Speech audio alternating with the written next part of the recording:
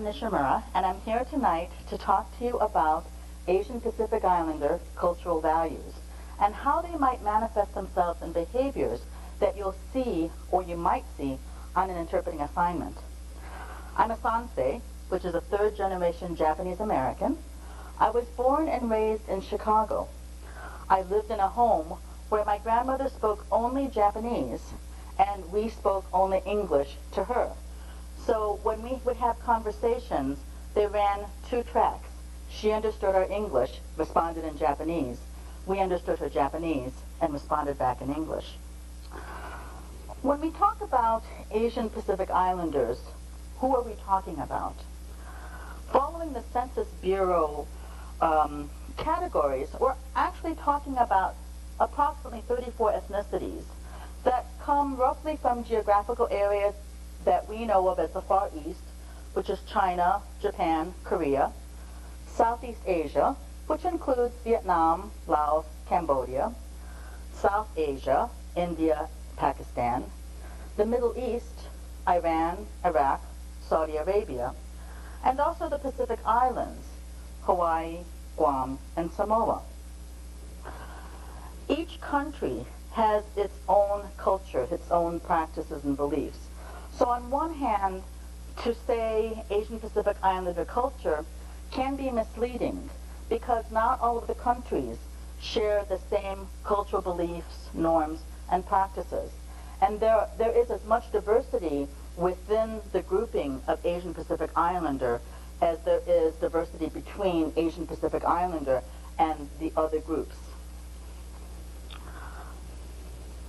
When I talk about Asian values, the values that I'm going to be touching upon tonight are by no means unique to the Asian countries or the peoples that we'll be talking about.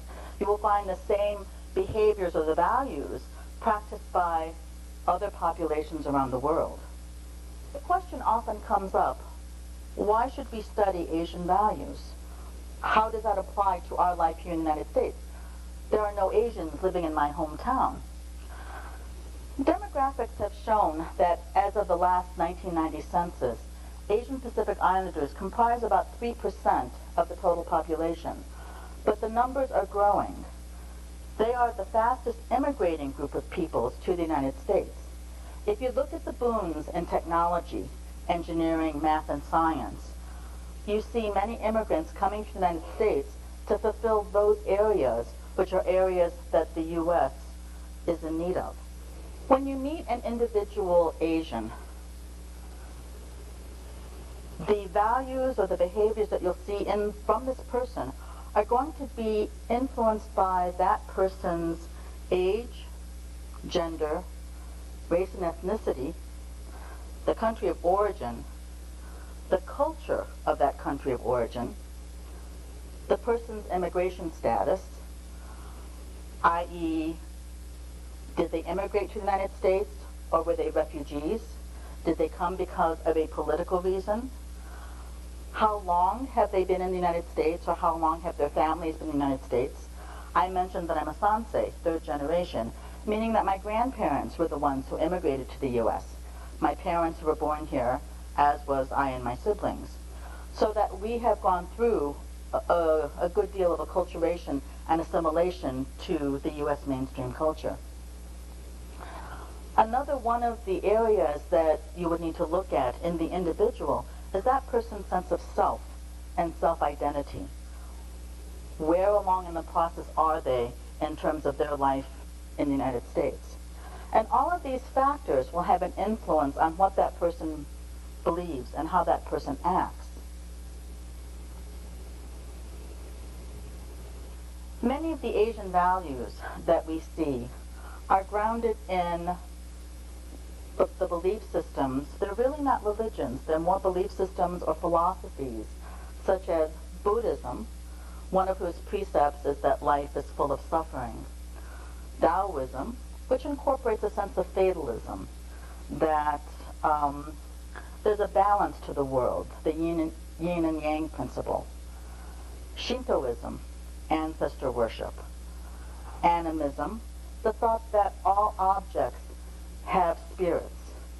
And Confucianism, which is a large influence on the behavior, in as much as it governs people's interactions with each other, and it also puts forth a moral code of behavior. If I were to think about Asian values, the one concept that comes to mind is that of the sense of self, in that Asians will identify themselves according to the groups that they are members of. In fact, in most Asian cultures, the group takes precedence over the individual. And vital to the existence of the group is group harmony. To the extent that as an individual member of the group, I'm always aware and considerate of the feelings of other people, that I want to maintain a harmony in the relationships between myself and another person. So you will not see disagreement, you will not see conflicts between individual members. You will see an anticipating of need.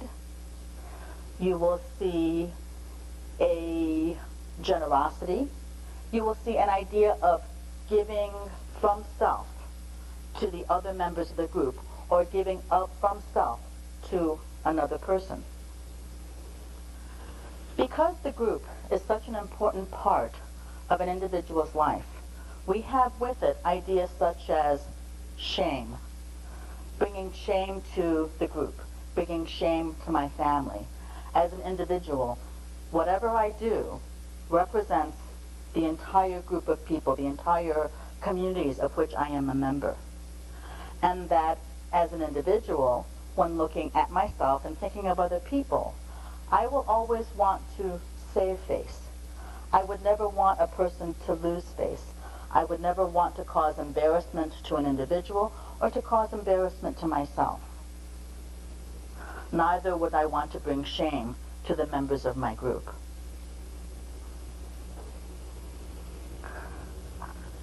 You will find communication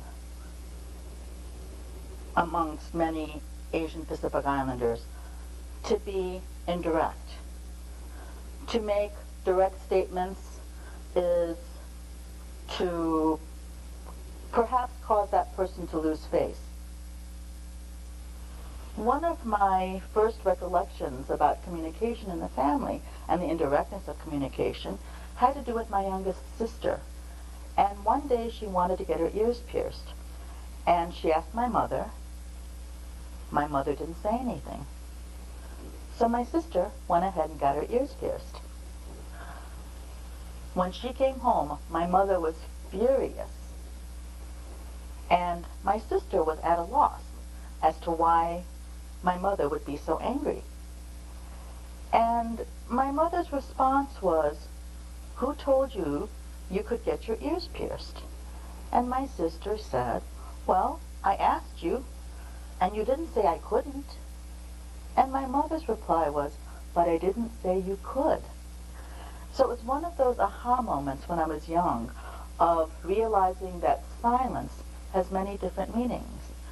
In my professional life, and as I interact with others, I realize that there are others for whom silence is an indication of agreement. One of my favorite examples was as I was growing up, going shopping with my younger sister, and we were looking at dresses, and I pulled out a dress, and I said, "What do you think of this dress?" And my sister looked at it, she didn't say anything, and she nodded. And she continued looking. Silence and nodding are also very important behaviors to look at within the Asian Pacific Island community. Well, I really like this dress, so I went chasing after her, and I tapped her again, and I said, "Isn't this a great dress?" And my sister looked at it, and she said, "Mm-hmm." And she kept on looking. I really like this dress. So I went up to her a third time, and she looks at the dress, and she says, "Jan, that dress is like that dress. That dress is ugly." So I didn't catch it the first time. Should have known it the second time she did it. But the cues that I should have been attending to, the cues that were important, was the mm-hmm. The nod not meaning agreement, but the nod meaning I heard you. And in that case, the silence was also not an agreement. The silence was more disagreement, but not wanting to be, not wanting to vocalize that disagreement. Within interpersonal communication, it is often difficult engaging the reactions of someone who is from an Asian Pacific Island background, because you may not see a lot of overt facial expression. There is a great emphasis placed on self-control. There is a great deal placed on not expressing emotion. Indeed, one of the traditions or the practices in the Asian Pacific Island community is when you offer a gift, that gift is never opened in the presence of the giver, so as to not inadvertently present an impression or a reaction that you did not want. Instead, that present will be taken home, will be accepted graciously, taken home, unwrapped, and the giver will be thanked at a later time. There's also, speaking of gift giving, and this will show up in other behaviors, the tendency for an Asian Pacific Islander to not want to appear too eager, so that when a gift is proffered, the gift is proffered and the response is never no. No, it's never yes, thank you. If I were to say, would you like some cookies? The response is always, no thank you. So I will offer again, please take some cookies. And the response will still be, oh, no thank you, I'm not hungry. The third time will be, please, these are special cookies. I've made them for you because I knew you were coming. Now, the individual can say, yes, thank you. Right? You may also see within that same dynamic, the person who is offering cookies or offering something will say, well, I made these cookies, they're not very good. Right? I do not want to seem boastful or bragging. I do not want to make you feel bad. So I often think that Asians are masters of the understatement. So I may have worked all day preparing this meal, and I bought the best ingredients, and I spent a lot of time, and I made this meal. And when a guest comes to the house, I might say, well, it didn't come out the way I wanted to come out, and it's not very good, but oh well. Right? And the guest, of course, will say, this is great, this is so good, wow, you're a wonderful cook. Right? It would not be well for me to come out and say, wow, I really worked hard, this is my very best, I'm very proud of. That would not be seen, that would not be taken well within the Asian Pacific Islander community. What I often see happening is, in this approach to one's work, if I were to say, this is not very good, or I worked on this flyer, it's not very good. I spent 3 days trying to get the graphics just right. And someone will say, yeah, you're right, you used the wrong font. Here, we'll just make it bold. So in essence, what they've just done is destroyed whatever work I had done. And the person I'm interacting may not have realized that what came out could be taken as an offense, because they've just destroyed, or they've just corrected. They've not recognized the pride that I was feeling in my work. And you will see that, I see that coming up in individual Asians, deaf Asians, when they talk about their work, when they talk about their homes, when they talk about their accomplishments. Oh, I wrote this program. It was no big deal. Yes, I got it done. And behind the scenes, what I see is this deaf person came in at 4 o'clock in the morning and worked until 2 o'clock in the morning for 3 days, worked on Saturday and Sunday, gave up her family so that she was able to show to the boss, oh, yes, it wasn't difficult at all.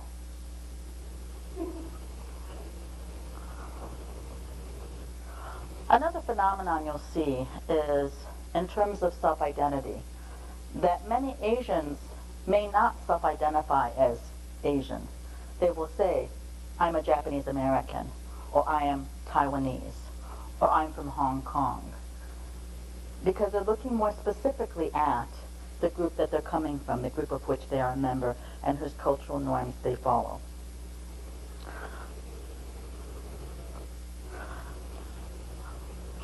Another practice you'll find in terms of the group and the group dynamic is the idea that the individual never takes credit for accomplishments. It's always a group effort. When you compare that to mainstream American philosophy, the idea of rugged individualism, the idea of the self-made man, the idea of I did this myself, those are beliefs contrary to what Asians believe in. The idea that the nail that sticks up gets pounded down. The group is important so that individuals feel the need for conformity. We are all part of a group. We all must come to some kind of group consensus.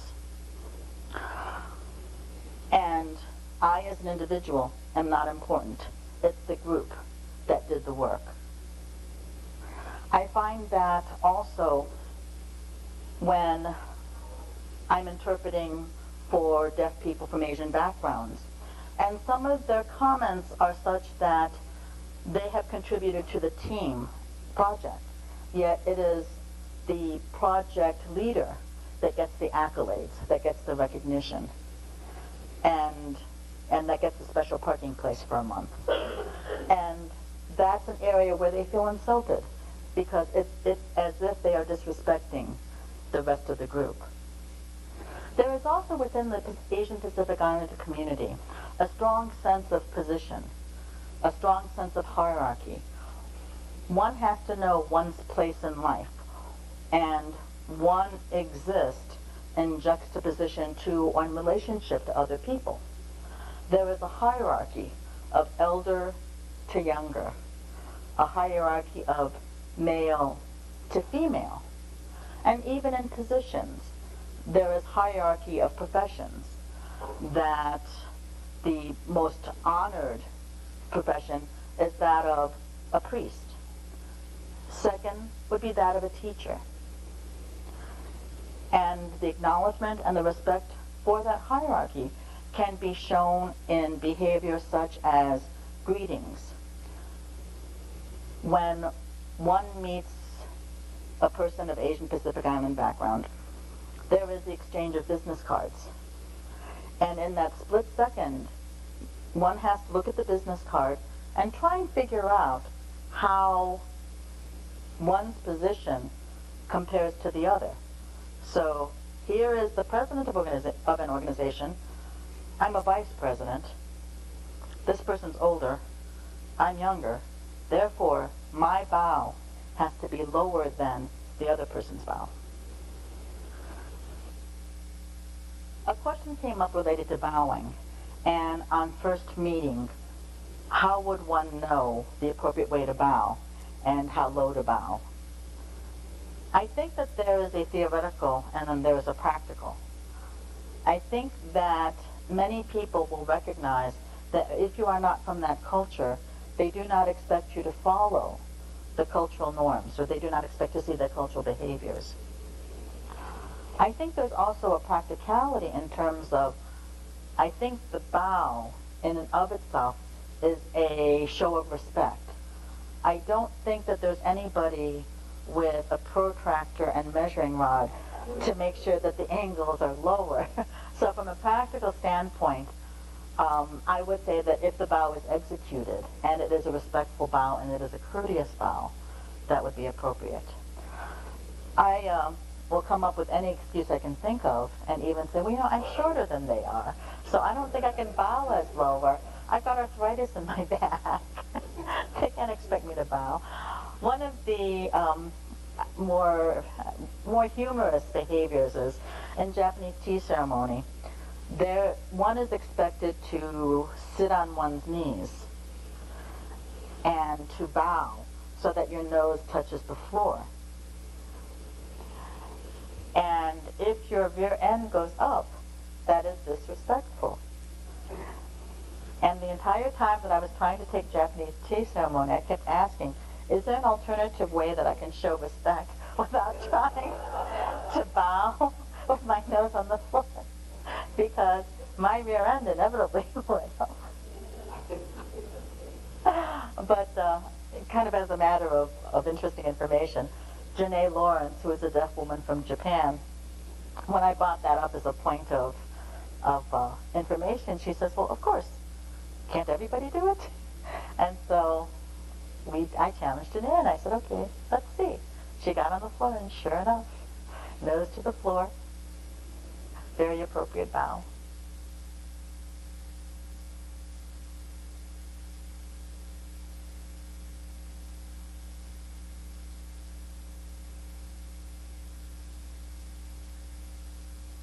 I've talked about people from Asian Pacific Island backgrounds as not necessarily being forthcoming in their communication, as not wanting to show pain, particularly, or not wanting to show emotion. And as an interpreter, when I've gone into situations involving a person from Asian Pacific Island background, the one example I remember most clearly was that of a young deaf woman from China who was coming to see the doctor. And the doctor was a Caucasian male, large stature, and they went through what seemed to be a cursory sort of medical background. And at one point the doctor said, well, is there anything else you want to talk about? And the deaf woman, without saying anything, gave a little bit of a head shake. It wasn't a nod, it wasn't a shake, it was a head movement. That movement I recognize as one which is a reticence, which is, yes, I want to be involved, or yes, I want to do something, or yes, I have something more, but I'm not ready to come forth with it yet. Sort of like the no, no, yes. So once again, I looked at the deaf woman, and I raised my eyebrows as if inviting again the question. And once again, she gave me the head shake. So I raised my eyebrows again, and she was forthcoming with, yes, I've been having some serious headaches for the last year, and I'm really concerned because I've had to have an operation 3 years ago. So what she was concerned about had a historical background, but there was a hesitancy about coming forth with the information to the doctor. And I think that that particular situation had a number of variables in it that I'm sure affected her behavior. The little interchange was between me and the deaf person. It was not something that I believe the doctor was aware of. But I also believe that that's a situation where the interpreter's behavior made a difference in the outcome of the appointment. Very rarely will an Asian Pacific Islander deaf person say that they don't understand, or they don't agree, or anything that will show disagreement. And as an interpreter working in a situation, that can become challenging because you want to make sure that your consumer is following you. At the same time, if I were to say, do you understand me okay? I will invariably get, oh yes, because they do not want to appear as they are not understanding. So as an interpreter, I need to look for other cues that will tell me that yes, they are following, or no, they're not. One of the things that I look for is a head shake, or something that indicates that they're following.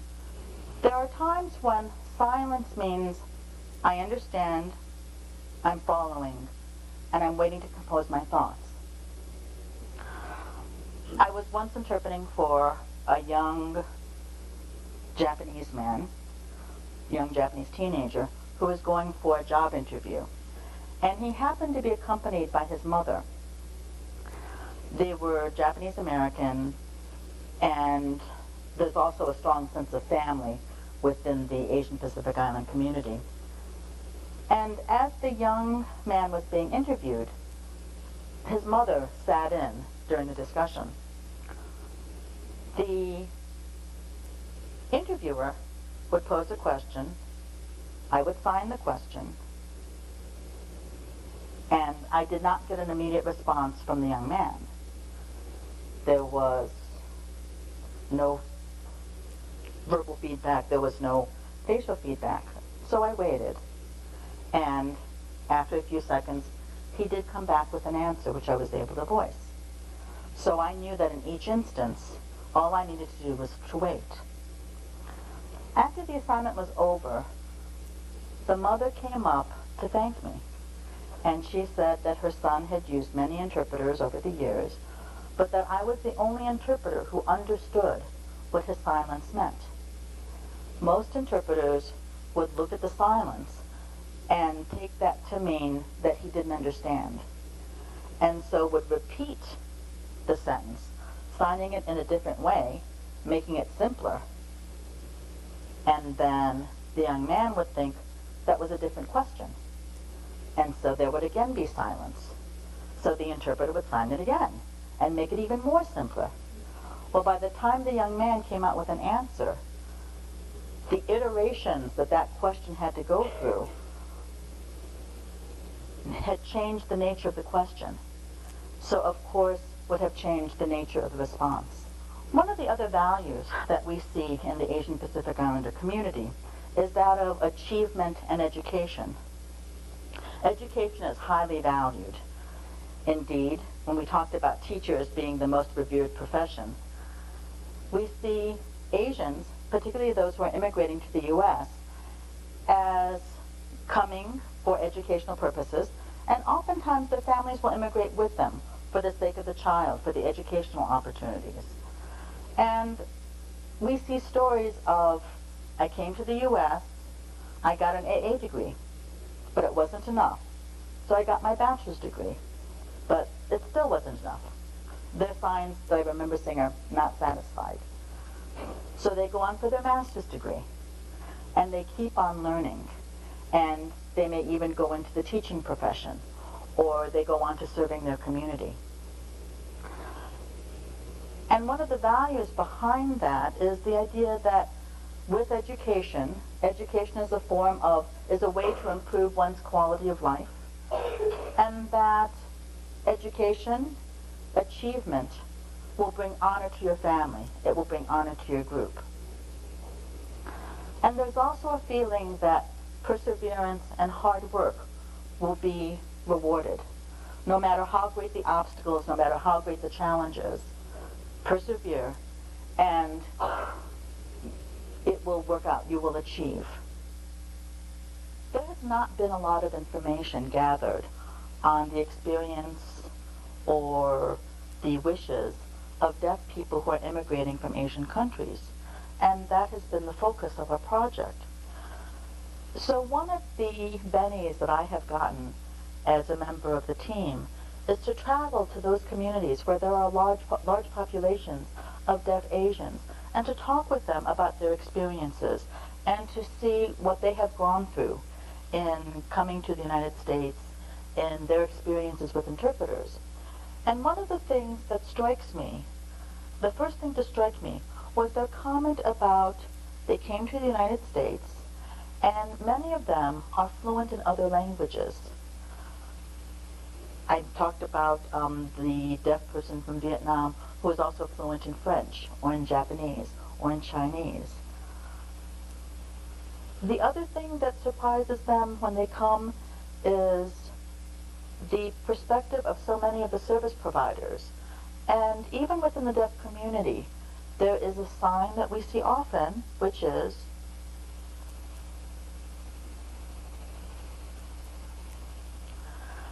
and if you think about Western ideology, if you think about American philosophy, there is a very strong feeling of independence and self-motivation and being assertive.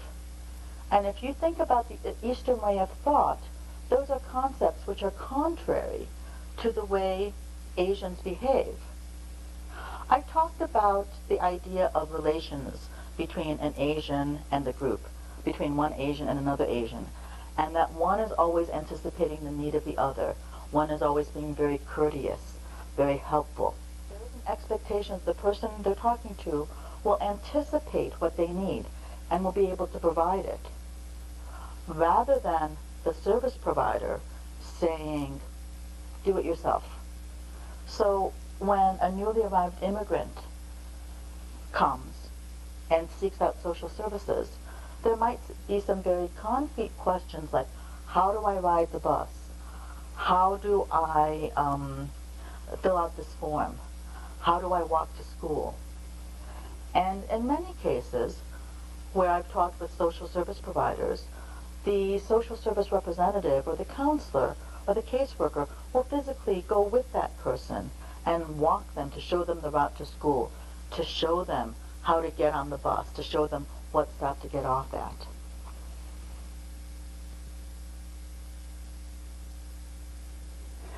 The first group of membership for an Asian Pacific Islander person is the family. And the family is where cultural values, traditions, and behaviors are taught. The father is the authority. The lessons of culture and tradition are conveyed by the mother. And it is often the mother who is the go-between, between the father and the children. A while ago, I talked about communication being indirect.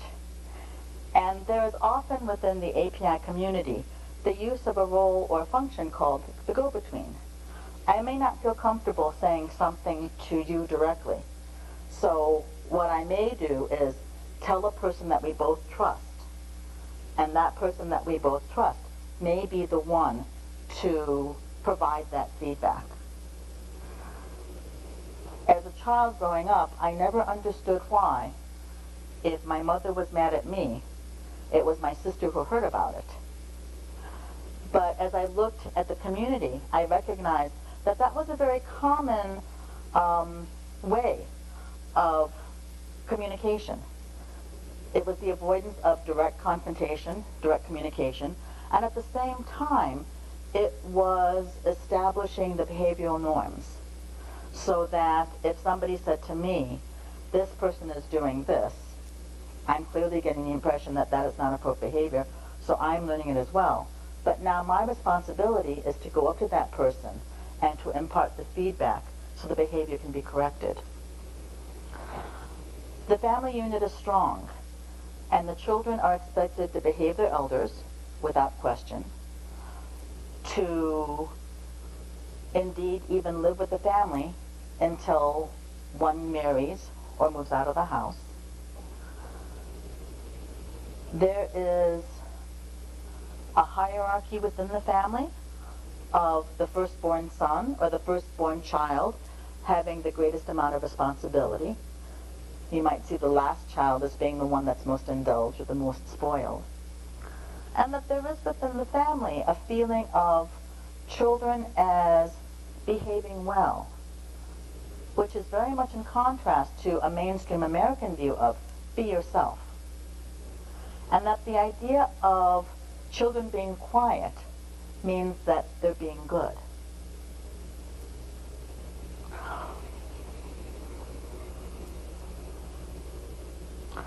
Something else that we see in the Asian Pacific Islander community is a sense of fatalism. In Japanese, it's called shikataganai. And it's a philosophy that something has happened and I cannot change it. It's fate. It was meant to happen.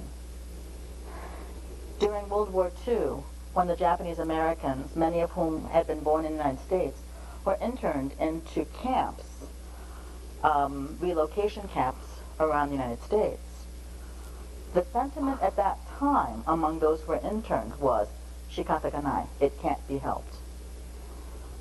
Years afterwards, I'm sure that there were horrific stories, but those were not stories that I or my colleagues ever heard from my parents, because those were stories that brought with it a great deal of pain and a great deal of suffering. So the feeling of shikataganai, it can't be helped, it was meant to happen, that they were following authority. Here was the United States government telling them that for their own good, they were going to be put into relocation camps and taken away from their families, that for the sake of harmony, they went along with. Within the Asian Pacific Islander community, there is a strong need for conformity. When a child is born with a disability, that child is seen as losing face. The family has lost face. Something the parents did in a previous time, or something their ancestors did, caused this child to be born with a disability. It becomes the family shame, and the child is not brought out into the community. And the feeling is often that this is now my burden, this is my shame, this is my responsibility for the rest of my life. Growing up, my family had close friends who had one son born blind.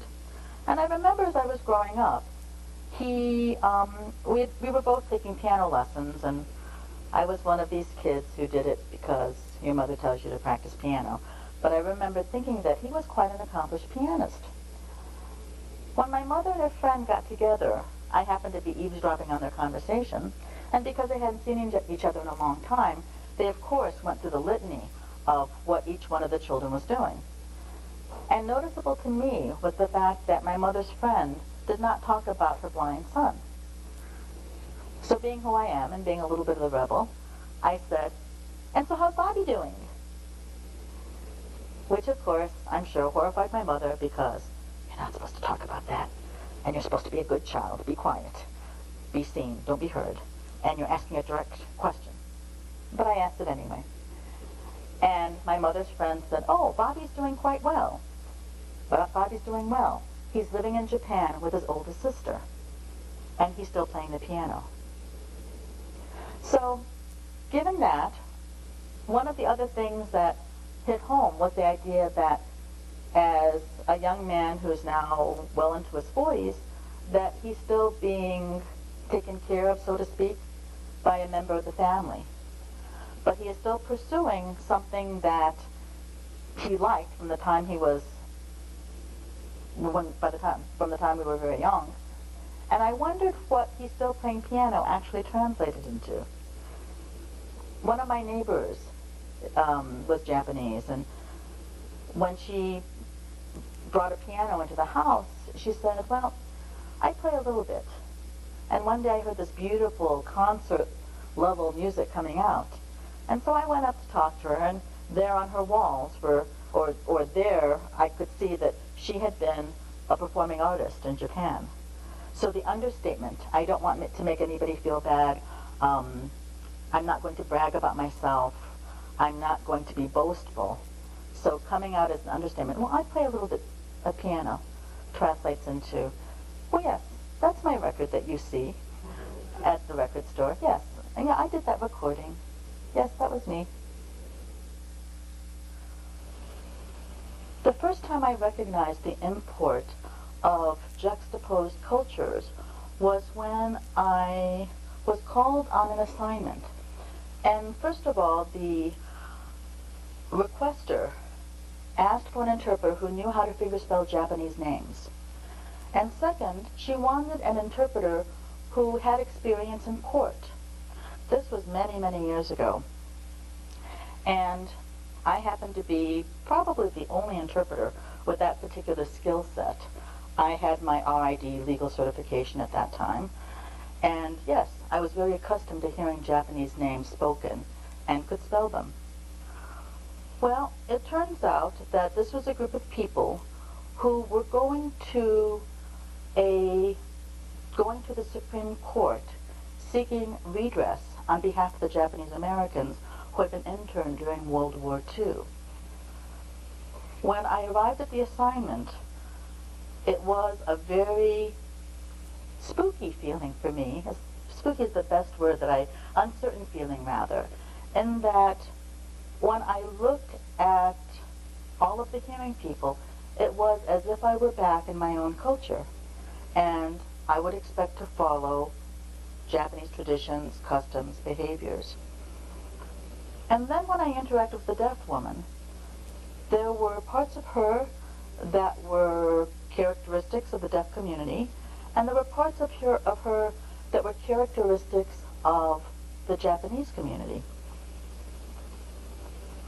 So when I began interpreting, I realized how different the discourse styles were, and that for the first time, I really had to think about the intent of what was being said and the effect of the statement on the listening party.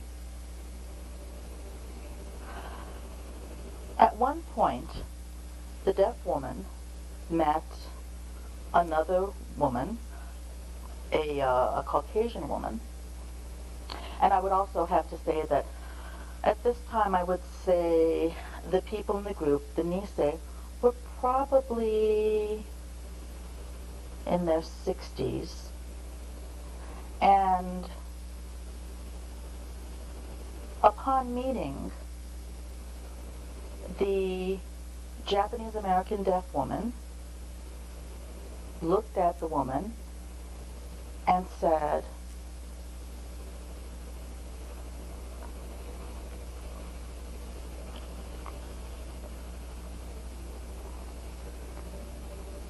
as an interpreter, I looked at that and I thought, if I voiced what I saw, that would be considered, that would not be well taken by the hearing members in the community.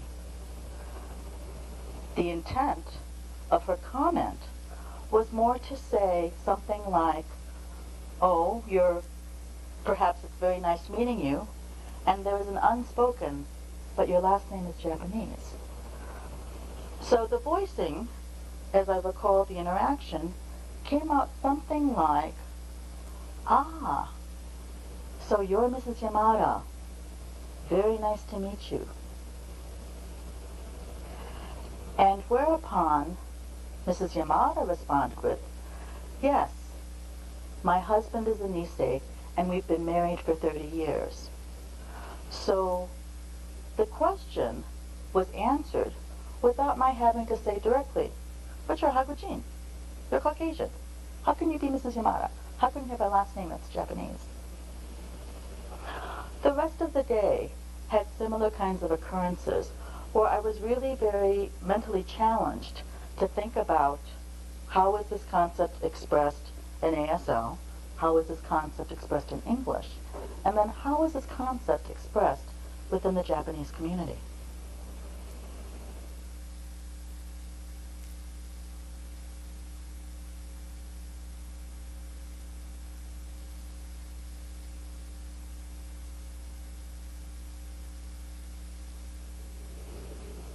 I was once interpreting a meeting with a colleague who was not Asian.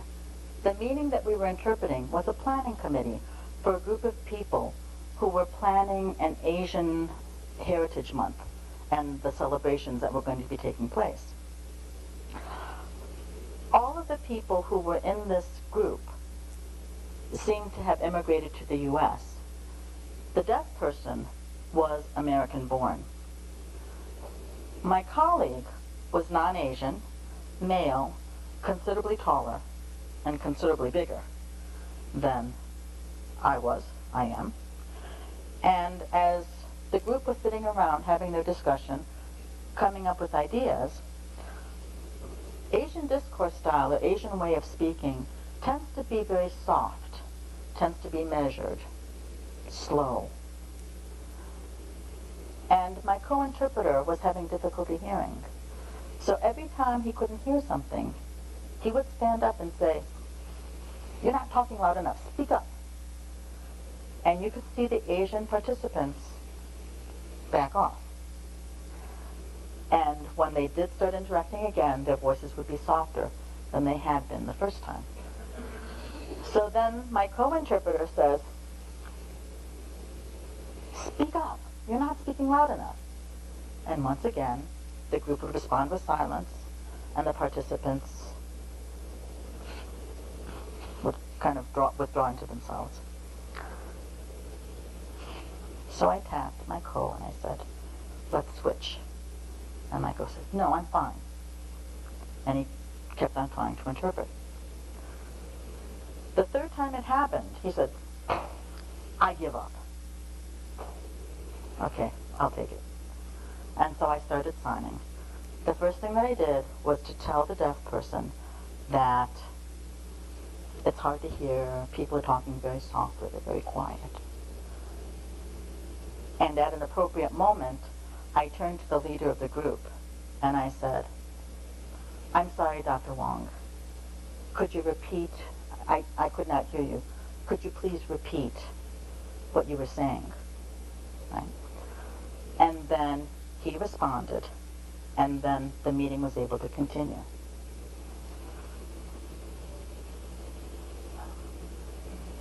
What I realized in that interaction was that people are going to react to the tone of voice that you bring, that you speak to them in. So if I needed clarification, if I needed information as an interpreter, I needed to do it in a way, I needed to ask in a way that they could hear it, understand it, and work with me on. I also needed to recognize the hierarchy of this group of people who I had not met prior to that day. But what made sense to me was, I knew this was happening in Dr. Wong's office. He has a title, it's a PhD. Okay, I will go to Dr. Wong.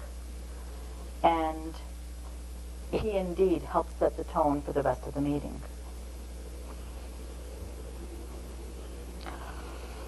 There is another phenomenon that I see when I work with deaf Asians, or deaf people from Asian background, and that is if a person is not understanding, whether they're deaf or whether they're hearing, they will not indicate that during a group meeting. They will not indicate that in front of the group. And I'm often surprised at this one meeting that I interpret regularly. It's a computer company. And most of the people on this team, many of them are Asian, and they've immigrated. And the deaf woman is also a Chinese immigrant. The team leader and project leader are both Caucasian. I will admit that computerese is not my forte. So what I wind up doing is coding a lot of what I'm hearing and hoping it makes sense. So I'm actually encountering a couple of different levels of uncertainty. One is, I don't know if this deaf person is understanding me, because I'm not understanding them. So I don't know if she's understanding me. Or I'm not sure if she's not understanding the content. There are times when after a meeting, the deaf woman will come up to me and say, did he talk about this project needing to be done on Friday? And I would say, that's what I heard it as. And she would say, I thought it was due on Monday. And she would go to a colleague and say, what did you understand or when is the project due? And the colleague would say, well, I thought it was due on Monday, but the project director said Friday. So even though in this process of discovery, the Asian individuals are saying they had a different understanding than what the director had put forth, they were not going to challenge the director in front of the group. They were not going to challenge him publicly.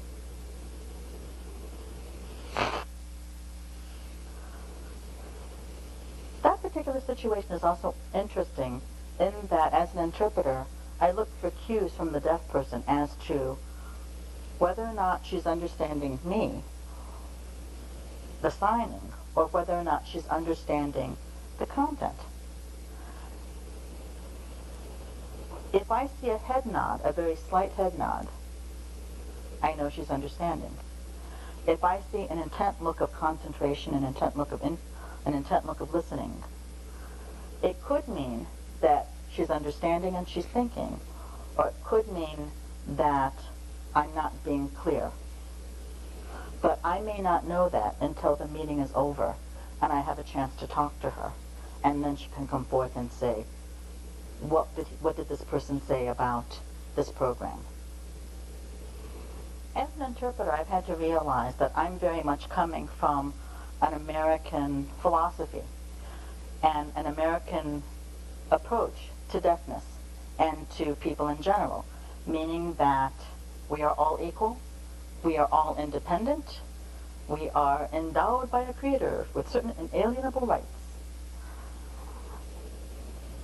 And over the years, I've come to realize that not all people operate under those same sets of assumptions. And I also have to realize which, as I go interpreting, which are my issues, which are my reactions, and which are the issues of the participants in the assignment. One assignment that I agonized over dealt with a deaf woman from an Asian country who had immigrated to the U.S. with her hearing Caucasian boyfriend. And she was in a hospital. When I first met her, she was going to be meeting with a doctor and with a social worker. I was brought in, and the communication went out as best as we could make it. The deaf woman indicated that she wanted certain things to happen. She wanted to stay in the hospital, she wanted this kind of treatment, this is what she wanted. We took a break from the meeting because the next meeting was going to be with the head of the hospital program. During the break, the boyfriend shows up. The boyfriend and the deaf Asian woman start talking. And the hearing boyfriend says, "No, I think you should do this, this, and this." Totally contrary to what she said she had wanted. As an interpreter, I was looking at these decisions from a point of view indicating, well, if you're in this situation, if you're in this hospital, I know that this hospital is really good about providing interpreter services and providing accommodations. If you go that route does not provide accommodations.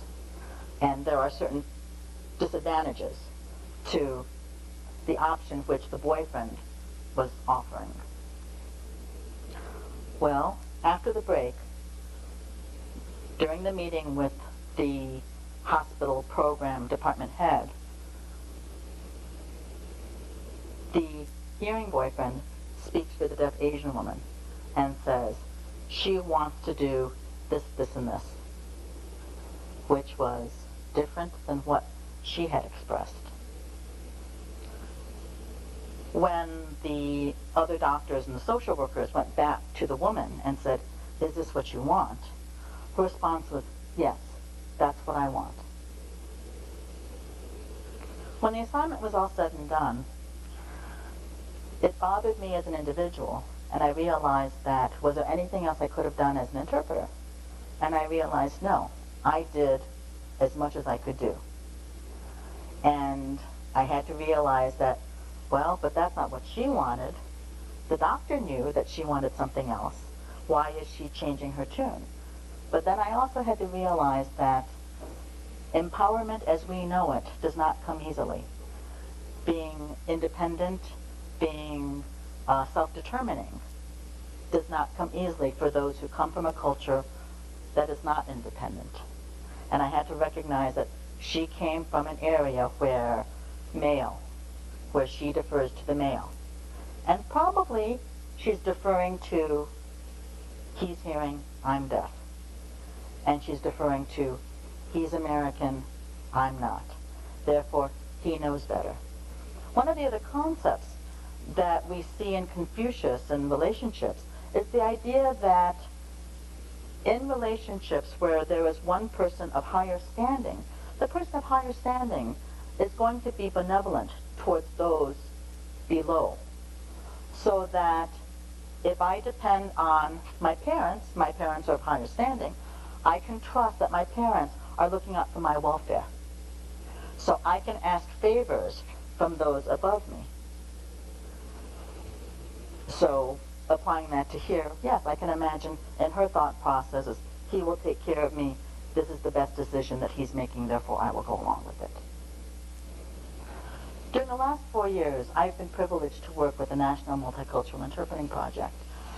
And one of the lessons that I've learned, which has come as a great eye-opener for me, is the idea that deaf people who immigrate from Asian countries carry with them skills, talents, abilities that I would not even have thought of. The idea that they're coming to the United States to better themselves in terms of education and an opportunity, that they've come at personal expense and sacrifice, that many immigrate with their family. One of the assumptions that's very easy for an interpreter to make is that a deaf person coming from an Asian country or another country is not very smart, because I'm looking at the signed language. And yes, the American Sign Language that I see may not be fluent, but I don't have a sense of what other languages that deaf person may have. Many years ago, there was a young deaf woman from Vietnam who had just moved to the U.S., and she would come over to visit me. And I would try my very best visual gestural, and we would try to communicate. And it was not always successful. One day, she was looking at my bookcase, and she pulled out a Japanese Sign Language dictionary. It was a gift that some visitors, deaf visitors from Japan, had given to me. And she got so excited that she opened the book, and she started writing kanji, and she showed it to me. And her thinking was, we can communicate in Japanese. I can't read Japanese. It's a good idea while it lasted. But it made me think that if communication needed to happen, the common language that one could have communicated with her in is what could have been Japanese. I see that also with deaf people from Vietnam, for whom they are literate in French. They can read and write French. So it may not be English. The chances of finding an interpreter who can sign Vietnamese Sign Language and speak and read and write Vietnamese and do American Sign Language, that skill set is extremely unique. And if there is a person in the United States who has those skills, I think that would be dynamite, and I would love to know who they are.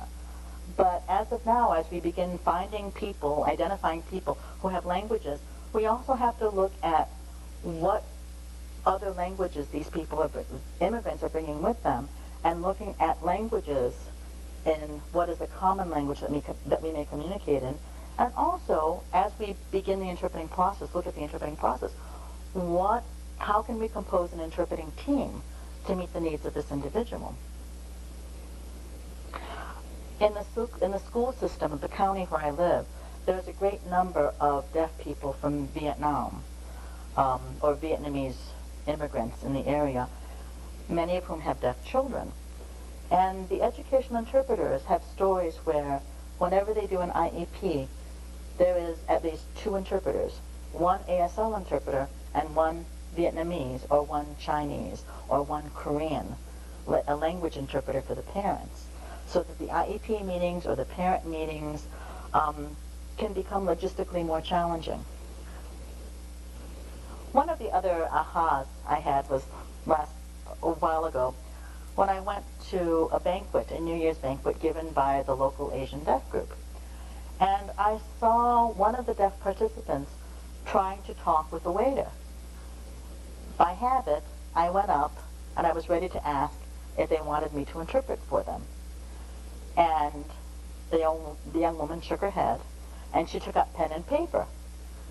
Of course, my thinking is, oh, using pen and paper, well, I'd be happy to interpret for you. Until I realized that what she was writing was Chinese. And that's what she and the waiter were using to communicate. And I also realized that was a much more effective system of getting information across than what I could have done in ASL.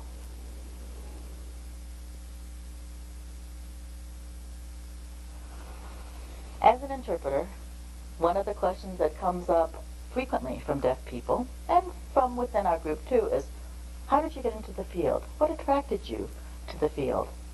And I tell people that I got into it by happenstance, by serendipity. And one of the things that I realized, and kind of looking back at my own development, both as a person and professionally, is the idea that what attracted me to sign language in the deaf community was that it was a complement to what I was expected to do in my home culture. So within Asian cultures, there is a belief that one does not show expression or emotion.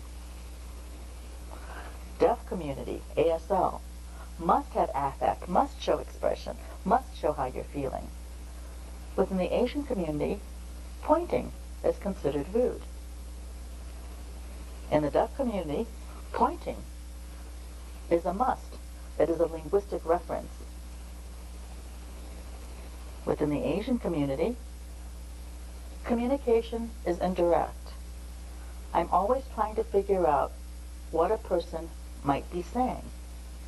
Within the deaf community, communication is direct. So it was an opportunity for me to learn a different style, a different paradigm, a different strategy, a different approach to the world, and not feel as if I was being rude to anyone. If I were within my own community and talked directly, it would be losing face. It would be causing another person to lose face.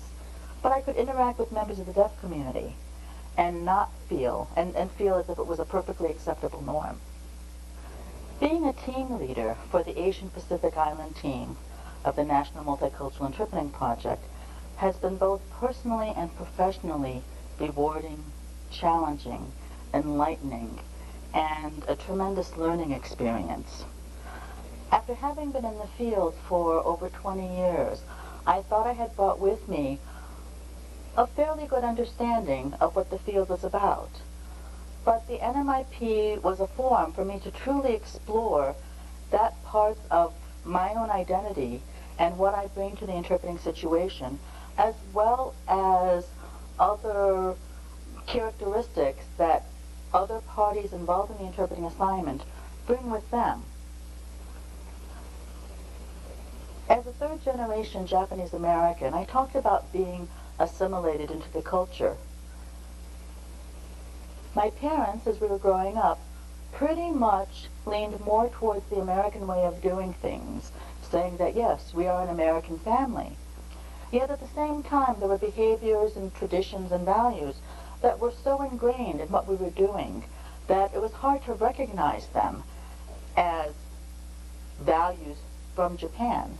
And indeed, when I interact with other people, I see characteristics, or I see behaviors that I now am more sensitive to and can ask, what is the origin of that behavior? One of the things I've come to realize also is that as an individual, as any individual, we are members of distinct groups, social groups, ideological groups, political groups, religious groups. And each one of these group memberships brings with it certain attitudes, certain beliefs, which in turn influence our behavior, what we think, how we react. And if you think about going into a given situation, we always have at least two parties, right? A deaf person and a hearing person. That's why we're there. But then each one of those two people carries with them their own sets of memberships, their own sets of identity, their own sets of beliefs and norms. Which means that anytime we come together into an interpretive event, we have an overlay and we have many sets of beliefs that are all interacting at the same time. So that interpreting becomes even more complex. We're not looking at just the lexical level. We're not looking at just the words, and perhaps not even just the intent, but we're looking at the entire person, the entire life experience, the entire history, the entire goal of that event. And it makes our jobs as professionals much more complicated, much more interesting, much more challenging. But at the same time, it leads us to a view that all interpreting situations are multicultural, multilingual, and that if we can accept that approach and recognize that we are always going to be open to new lessons and to new ideas and new information, how much better people we will become for that, and how much better will the services be that we provide to our consumers. The need to take a multicultural view towards the interpreting profession has become greatly visible thanks to the work of the National Multicultural Interpreting Project. And we owe to them a debt of gratitude for the people who are willing to become involved, to take the leadership, to share their lives, to share their pain, to share their funny moments, to share their experiences with us, and helping us become a better profession, and helping us provide appropriate services to the communities. Thank you.